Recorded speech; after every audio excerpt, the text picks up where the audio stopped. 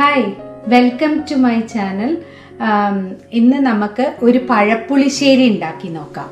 അപ്പം പിന്നെ ഒരു നേന്ത്രപ്പഴേ ഉള്ളൂ എൻ്റെ അടുത്ത്. ഓണം പഴുത്തിട്ടുമുണ്ട്. അപ്പോൾ ഈ പഴുത്ത പഴം തന്നെ ആയിരിക്കണം, എപ്പോഴും വല്ലാണ്ട് പഴുക്കണം. പഴുത്ത പഴമാണ് നല്ലത്. വല്ലാതെ പഴുത്തിട്ടില്ലെങ്കിലും നന്നാവും. പഴപ്പുളിശ്ശേരി നന്നായിരിക്കും.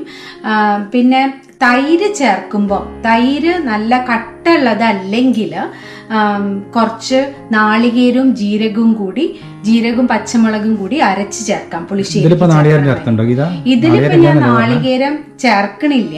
നാളികേരം എൻ്റെ അടുത്ത് നാളികേരം ചിരവിയതില്ല. അപ്പൊ ഞാന് നല്ല കട്ട തൈര് ആയതുകൊണ്ട് ഞാൻ വെറുതെ തൈര് ഒഴിച്ചിട്ട് ജീരകവും പച്ചമുളകും കൂടി ചതച്ചിടാൻ പോവുകയാണ്. അപ്പൊ പെട്ടെന്ന് ഉണ്ടാക്കണ കറിയാണ്. നിങ്ങക്ക് വളരെ എളുപ്പത്തിൽ ഉണ്ടാക്കാം. ഒരു നേന്ത്രപ്പഴം മതിയോ? ഒരു